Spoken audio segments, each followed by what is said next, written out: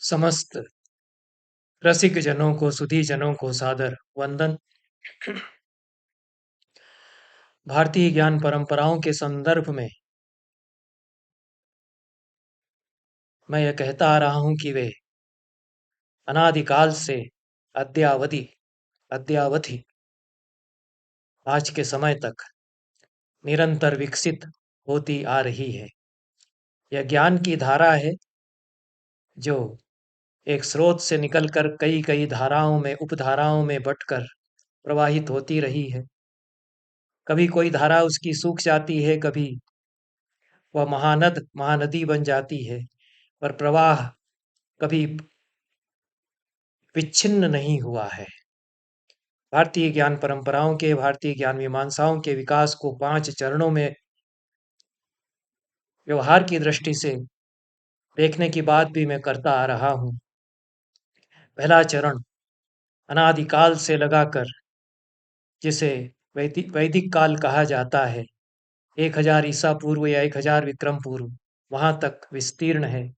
यह ऋषियों का काल है और मंत्र काल भी इसको कह सकते हैं। दूसरा चरण 1000 ईस्वी पूर्व से या 1000 विक्रम पूर्व से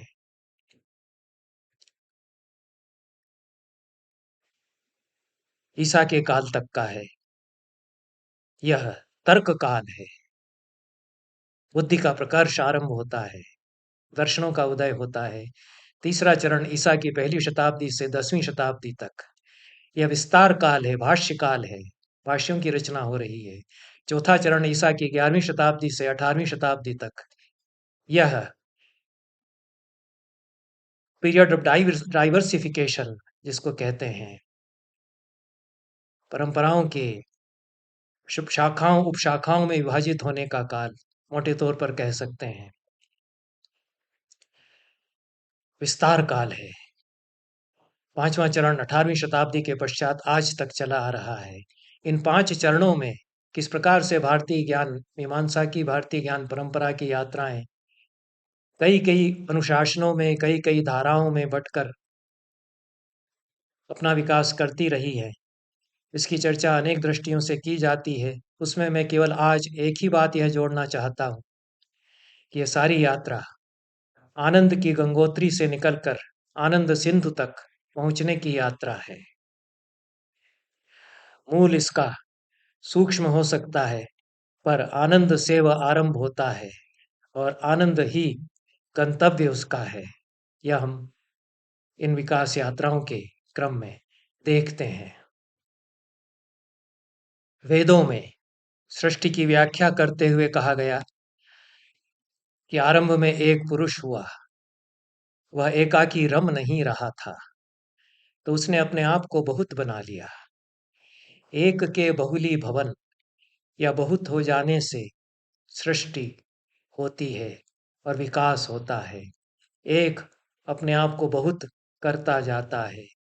इस बहुत होने को उपनिषदों में भूमा कहा है। उपनिषद कहते हैं कि भूमा सुखमय है, सुख ही भूमा है, आनंद है वह, क्योंकि उसमें पूर्णता है, पूर्णता में आनंद है, पूर्णता ही भूमा है। इसकी ओर पहुंचते हैं, एक से भूमा की ओर पहुंचते हैं। भूमा बहुत हो जाना, अधूरेपन में, अल्प में सुख नहीं, नाल्पे सुखम अस्ति, यो वही भूमा तत्सुखम, पूर्णता में सुख है। जो सूक्ष्म है, अधूरापन है, उसमें आनंद की चाह होती है, तो वह भूमा होता है। यह अपने खंडित या एकाकीपन में हम आनंदित नहीं हो सकते। जुड़ाव में आनंद है। तो जुड़ाव कलाओं में, संगीत में, साहित्य में, साधना में, ज्ञान साधना में, सत्संग में, यह जो जुड़ाव है, यह भूमा, और इसी में आनंद है। यह जुड़ाव ज्ञान चर्चा में भी होता है, कविता में, कला में, संगीत में भी होता है। एक अपने आप को विस्तारित करके अनंत होता है, अनंत ही भूमा, उसका विस्तारित होना या बहुत होना, यह आनंद से निकलकर आनंद की यात्रा, बहुली भवन की यात्रा, बहुत होते जाने की यात्रा, कितनी सुदूरगामी यह यात्रा हो, जिस एक से वह शुरू हुई थी, वह एक साथ बना रहता है, क्योंकि वह सूक्ष्माति सूक्ष्म जो है उसका रहना। उसकी उपस्थिति, उसी का बहुली भवन, उसी की प्रक्रिया यह सारी ज्ञान यात्रा, विकास यात्रा है। पेड़ के दृष्टांत से इस बात को हम समझ सकते हैं। पेड़ एक है क्योंकि उसका मूल एक है। उसके मूल से अनेक शाखाएं फूटती हैं। एक एक शाखा में कई पत्तियां आती हैं, असंख्य पत्तियां, उनमें फूल आते हैं, पर मूल बना रहता है। तो यह सारा बना रहता है यदि मूल बना रहता है। हमारी ज्ञान परंपराएं कितनी फैलती गई हैं, पर उनका मूल बना रहा है। हमारी धरती पर, भारत की धरती पर ज्ञान की परंपराओं को सौंदर्य और आनंद से अलग करके नहीं देखा जाता। कवि और ज्ञानी को भी अलग करके नहीं देखा जाता, अलग अलग नहीं माना जाता। कविता में ज्ञान है, ज्ञान में कविता है। ज्ञान की यात्रा आनंद की यात्रा है। वो कविता और कला की यात्रा भी आनंद की यात्रा है, क्योंकि दोनों में सौंदर्य है। जैसे पेड़ में सौंदर्य है, पेड़ का सौंदर्य उसके फूलों में पूरी तरह लहकता है, महकता है। हर फूल का एक वृंत होता है या बंध होता है जिसमें पंखुड़ियां जुड़ती हैं, उससे पंखुड़ियां फूटती हैं, पंखुड़ियां बाद में आती हैं। केंद्र जहां से पंखुड़ियां फूटती हैं वह पहले है। पंखुड़ियों का एक केंद्र है। केंद्र से पंखुड़ियों तक की यात्रा, आगे बढ़ने की यात्रा है। पंखुड़ियों से केंद्र की ओर वापसी, वापसी की यात्रा है। तो यह पंखुड़ियों की ओर यात्रा करना, यह भी हमारी ज्ञान मीमांसाओं में, कविता और कला की परंपराओं में है। पंखुड़ियों से फिर केंद्र की ओर लौटना, यह केंद्रापसरण और केंद्राभिमुखीकरण, दोनों यात्राएं हमारी ज्ञान ज्ञान मीमांसाओं में होती रही हैं। एक अनेक होने के लिए आकुल होता है, वे अनेक फिर एक हो जाने के लिए यत्न करते हैं। यही आनंद की साधना है। एकत्व के बहुली भवन, और इस बाहुल्य में अंतर्निहित एकत्व की साधना ही कला की साधना है। यही ज्ञान की साधना है। एक गंगोत्री से निकलकर गंगा की एक धारा अगणित धाराएं बनाती है। एक अपने को अनेक चिंतन की धाराओं में व्यक्त करता है, अनेक कला परंपराओं में व्यक्त करता है। कविता, चित्र, मूर्ति, नृत्य आदि सभी कलाओं में सर्जक या कवि या कलाकार अपने भीतर के एक को बहुली भवन या बहुत होते जाने की प्रक्रिया के द्वारा असीम बनाता चलता है। कला की सर्जना में कलाकार अपने व्यक्तित्व को असीम बनाकर अनंत से जुड़ जाता है। ज्ञान की साधना भी इसी प्रकार चित्त को विस्तारित करते हुए अनंत से जुड़ने की साधना है। व्यष्टि चित्त समष्टि से एकाकार हो जाए, इसके लिए सारा यत्न इसमें किया जाता है। कला के विश्व में आनंद और एकत्व की यह प्रक्रिया दोनों ही तरह से प्रतिफलित होती है। इस प्रक्रिया में चेतना का प्रसार और असीम का अनुभव भी होता है, और इस सारे प्रसार में एकत्व का अनुभव भी होता है। अनंत अपने आप को विस्तारित भी करता है और संकुचित भी करता है। सारी कलाओं का, ज्ञान साधनाओं का उत्स यही एक आनंद है। तैत्तरीय उपनिषद में आनंद से ही संसार के उपजने और आनंद में ही समाने की बात कही गई है।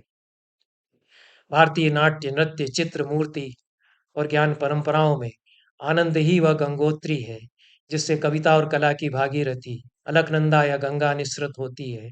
आनंद ही साधना का विषय है और आनंद ही प्राप्य है। जो कवि कलाकार इसे साध लेते हैं, उनके लिए जगत आनंदमय हो जाता है। वे आनंद की इस धारा में अपने आप को आप्लावित करते हैं। जिस आदिभौतिक जगत से आरंभ होकर यह यात्रा आनंद के अध्यात्म में पहुंचती है, वह आदिभौतिक जगत भी आनंदमय परमात्मा की रचना है। इसलिए आनंद उसमें अंतस्तिमित है, समाया हुआ है, भीतर गूढ़ है, विदा हुआ है या सोया हुआ है। वैदिक विश्वबोध इस जगत को परमात्मा की रची कविता के रूप में देखता है। इस कविता के भीतर परमात्मा और फिर आनंद, और उसको फिर समझना, आविष्कृत करना, यह हमारी कला परंपरा और ज्ञान परंपरा दोनों में यात्रा रही है। पहले चरण में ऋषि हमारे पुरखे थे। ऋषि देखता है, सृष्टि के भीतर छिपे हुए आनंद के सोते को वह देखता है। सृष्टि के भीतर हो रहे आनंद कोश के उल्लास को वह पहचानता है। भोर की लालिमा उसके लिए उषा देवी हो जाती है, जो सरोवर में नहाकर निकली तरोताजा रमणी जैसी भासती है। अरणियों या दो लकड़ियों को के रगड़ने से जो आग की लपट फूटती है, वह देवताओं को भविष्य पहुंचाने वाला अग्निदेव हो जाती है। बादल आसमान में गड़गड़ाते हैं तो पर्जन्य देवता की सवारी निकलती हुई दिखती है। इस तरह पहले चरण में ऋषि धरती पर देवताओं को उतारते हैं, आनंद के स्रोत को बहता हुआ देखते हैं। मनुष्य लोक देवभूमि हो जाता है। यह भारतीय प्रज्ञा के उन्मेष का काल है। और ज्ञान चर्चाएं होती हैं, ज्ञान चर्चा भी साथ रहती है, कौतुक है, कौतूहल है। सृष्टि के लिए जो कौतुक है उसके कारण प्रश्न उठाते हैं, इसलिए ब्रह्मोद्य भी होते हैं। पहेलियां जीवन की बूझी जाती हैं, सृष्टि के रहस्य के बारे में चर्चा की जाती है। इसी चरण में याज्ञवल्क्य आते हैं, गार्गी से संवाद उनका होता है। अनेक के बारे में प्रश्न करते करते गार्गी और याज्ञवल्क्य एक तक पहुंचते हैं, वही एक अनंत होता है। यह अंतर्दृष्टि ऋषियों में है। सोच विचार के लिए प्रज्ञा और मति भी उनमें है। उनकी संतानों में अंतर्दृष्टि कम होती जाती है। यह विकास है। विकास में विस्तार होता है, सूक्ष्म कहीं छूटता है। सोच विचार और मति का प्रकर्ष बढ़ता है। यह ज्ञान मीमांसाओं का दूसरा चरण आरंभ होता है। 1000 ईसा पूर्व के आसपास आरंभ हो जाता है। इसको निरुक्त में यास्क समझाते हैं कि तर्क का काल आ गया। देवताओं ने मनुष्यों से कहा कि अब तुम्हारा ऋषि तर्क होगा।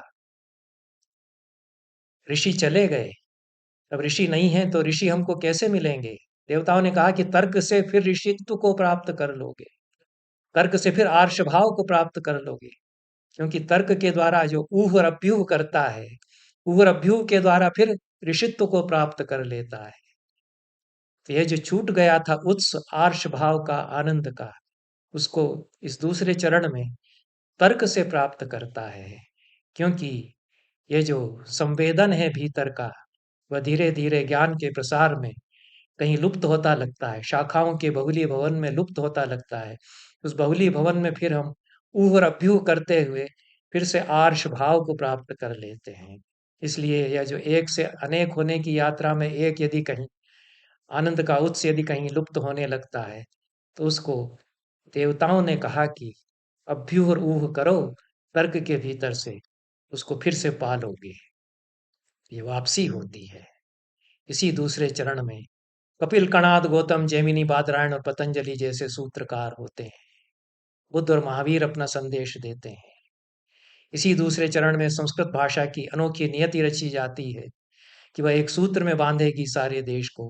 पाणिनि ने 14 प्रत्याहारों के प्रत्याहार सूत्रों के द्वारा संस्कृत की वर्णमाला को ऐसा सजा देते हैं, विन्यस्त करते हैं कि कदाचित ऐसी परिकल्पना अन्य किसी भाषा में नहीं की गई। प्रत्याहार सूत्रों के द्वारा सारी भाषा के व्याकरण को एक सूत्रित भी किया जाए और अनेक सूत्रताएं भी बनी रहें, बहुली भवन भी होता रहे, इसलिए बहुलम भी उसमें है, और एक बनी रहे भाषा, यह भी है। यह शंकर के डमरू के निनाद से इसीलिए 14 सूत्र निकले। इति माहेश्वराणि चतुर्दश सूत्राणि नृत्तावसाने नटराज राजो ननाद ढक्काम नवपंचवारम। यह जो कहा गया, यह शिव इसके भीतर समाये हुए हैं, जो प्रत्याहार सूत्र हैं। उन प्रत्याहार सूत्रों में भाषा समाई हुई है, भाषा उनसे निकलती है और बनती है। इसलिए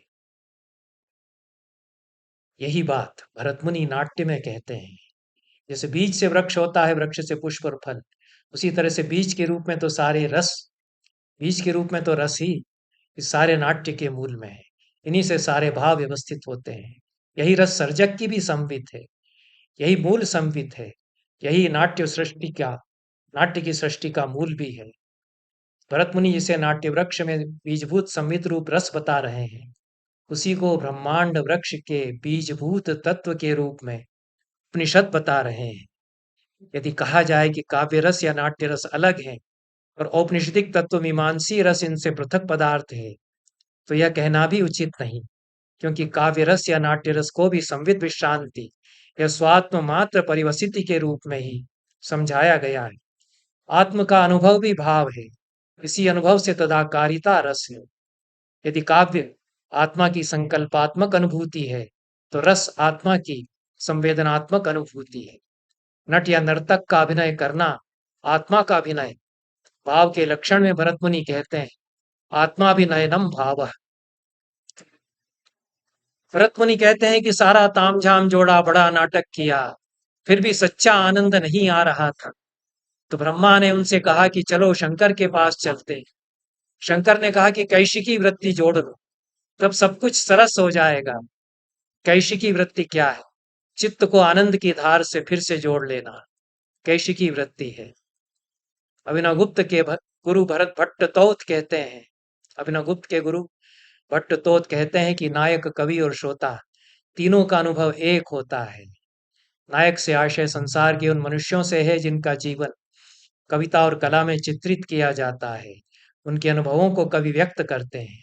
नट नर्तक आदि रंगमंच पर आंगिक वाचिक व सात्विक तथा आहार्य अभिनयों के द्वारा कविता में रचे जा चुके इन अभिनयों को अनुभवों को फिर से मंच पर रचते हैं। तीनों ही स्तरों पर अनुभव एक हो जाता है। यह अनुभव रस है। वेद और उपनिषद इसी रस की चर्चा करते हैं और इसी को आनंद भी करते हैं, आनंद भी कहते हैं। इसलिए इस भाष्य काल में फिर से आनंद की सृष्टि की ओर उन्मुख हमारी ज्ञान परंपराएं होती है और आगे चल करके भाष्यकाल में कुमारिल शंकर मंडन मिश्र जैसे उदयन मंडन मिश्र और उदयन जैसे तार्किक दिग्गज आते हैं। संस्कृत की शास्त्र परंपराएं अपने को तरोताजा कर रही। नव्य वेदांत आता है, नव्य व्याकरण आता है, नव्य न्याय आने लगता है। उदयनाचार्य यहाँ पर हुए जिन्होंने तर्क के द्वारा ईश्वर के अस्तित्व को सिद्ध करने का संरंभ किया और ईश्वर को चुनौती भी दी कि मंदिरों में किवाड़ों के भीतर बंद तुम कहाँ बैठे हो, तुम्हें पता ही नहीं है कि तुम्हारा अस्तित्व है या नहीं। यह हम अपने तर्कों से स्थापित साबित करते हैं, तुम्हें हम तर्कों से साबित करते हैं। पुरी के मंदिर में जब घुस नहीं पाए तो उन्होंने ईश्वर से कहा ऐश्वर्य मद मत्तोसी माम अवज्ञाय संस्थितः उपस्थितेषु बौद्धेषु मद अधीना तव स्थिति। जब नास्तिक लोग हमला करते हैं तुम्हारे ऊपर तो अपने तर्कों से हम तुम्हें बचाते हैं और तुम हमको दर्शन नहीं देते हो। यह उलाहना ईश्वर को उदयन देते हैं। यही ईश्वर कहते हैं कि ये जो तर्क है यह भी तो ईश्वर तक ही ले जाने वाला है। तो जो देवताओं ने मनुष्यों से कहा कि तर्क में अब ऊह और अप्यूह करो तो आर्ष भाव में फिर से पहुंचोगे। उदयन 10वीं शताब्दी में उस बात को फिर से कहते हैं। न्याय चर्चे यमीशस्य मनन व्यपदेश भाग। ईश का मनन ही हम न्याय चर्चा के द्वारा करते हैं। तर्क से फिर हम ईश्वर की ओर पहुंचते हैं यदि सत्तर्क होता है। अभिनव गुप्त यही कहते हैं कि सत्तर्क होना चाहिए, कुतर्क नहीं। चतुर्थ चरण आता है जो कि विस्तार काल है। इसमें तो रामानुज है, माध्व है, निम्बार्क है, रामानंद है, वल्लभ है। माधुर्य की साधना है। सारी ज्ञान चर्चा में तर्क प्रखर होता है, खंडन और मंडन खूब होता है, पर वल्लभाचार्य कहते हैं कि माधुर्य जीवन में है। तो ये सारी तर्क चर्चाएं ज्ञान चर्चाएं हैं, ये माधुर्याभिमुखी होने लगती है। सत्संग होता है, संतों के संवाद होते हैं। और ये जो तर्क का प्रकर्ष प्रबल बहस तीसरे चरण में हुई, ये चौथे चरण में आकर के इसकी परिणति भक्ति काल में सत्संग के द्वारा, संतों की वाणी के द्वारा फिर से उस आनंद की धारा की ओर उन्मुख हो जाती है। इसलिए चारों काल जो अनादिकाल से लगाकर 18वीं शताब्दी तक विन्यस्त हुए, उसमें हम यही देखते हैं कि एक से अनंत होना और शाखाओं प्रशाखाओं में ज्ञान साधनाओं का, कला परंपराओं का विभाजित होना, उसमें बार बार यह तड़प पुकार फिर से एक से आनंद के उत्स से जुड़ने की ओर होती है। इसलिए आनंद के उत्स से जुड़ करके आनंद के उत्स से चल करके आनंद सिंधु तक पहुंचने की यह साधना है। यह आधुनिक काल में भी उसी प्रकार से जारी है। कहीं कहीं गत्यवरोध लगता है। गत्यवरोध हमारी दृष्टि में है। नहीं तो जिस काल को कहा गया है कि उसमें तो सारी ज्ञान परंपराएं उलट पुलट हो गई, वह प्रखर रूप से आनंद से जुड़ने का, बेचैनी के साथ फिर से उस आनंद से जुड़ने का काल है, क्योंकि सूफी मत के साथ भारतीय विचारधाराओं का संवाद होता है इसी चौथे काल में। संत एकनाथ ने तो तुर्क हिंदू संवाद, तुर्क हिंदू विवाद जैसा काव्य लिखकर सारे वाद विवाद के बीच संवाद की स्थापना कैसे हो रही है भीतर ही भीतर, यह दिखा दिया। अल्लोपनिषद लिखा गया इसमें। अबुल फजल ने कदाचित लिखा है, क्योंकि इसकी कुछ पोथियों में अबुल फजल का नाम है। अकबर आ जाते हैं, जिन पे सतत जिज्ञासा है, तड़प है, सारे भारत के भीतर जो एक ज्ञान मीमांसा है, एकत्व की खोज है, उसको समझने की, सुनने की तहजीब उनके भीतर है। इसको श्रवण कहा जाता है वेदांत में। इबादत खाने में वे रात रात भर बैठ करके सुनते हैं, संतों के साथ समागम करते हैं। गोस्वामी विठलनाथ और स्वामी गोस्वामी यदुरूप से मिलते हैं, मुगल बादशाह अकबर और जहांगीर नरसिंहाश्रम से भेंट करते हैं। मुनि हीर विजय से सत्संग होता है। सूर्य सहस्त्र नाम मुनि हीर विजय के शिष्य भानुचंद्र गणी से सीखते हैं, पाठ करते हैं। फारसी और संस्कृत के बीच संवाद होता है। रामायण और महाभारत के फारसी में अनुवाद होते हैं। तेजो फैजी कहते हैं कि मस्जिद में जाता हूं तो मौलवी हो जाता हूं, सोमनाथ के मंदिर में जाता हूं तो काफिर हो जाता हूं। कह जाहिद मस्जिदस्त फैजी, कह काफिर सोमनाथ बाशद। 40 दिन तक दादू से अकबर ने सत्संग किया। ऐसी दादू पंथियों में कहीं कहीं अनुश्रुति है। रज्जब जी की सरबंदी में कहा गया है, अकबर शाही बुलाया गुरु दादू का आप, सांच झूठ न्यारा हुआ तू रहो नाम प्रताप।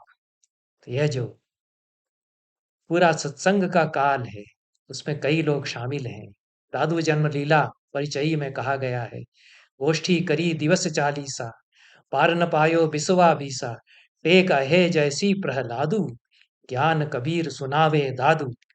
यह जो ज्ञान कबीर दादू सुनाते हैं, उसी में उसी परंपरा में दारा शुकोह जैसे स्वप्नदर्शी सूफी दार्शनिक आते हैं।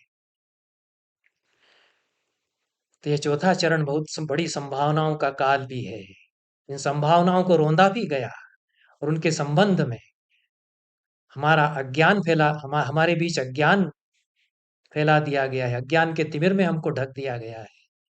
इस अज्ञान के तिमिर का निवारण करके फिर से समझना चाहिए कि कौन सी संभावनाएं 11वीं शताब्दी से 18वीं शताब्दी के इस काल में खोजी जा रही थी, समझी जा रही थी, पहचानी जा रही थी।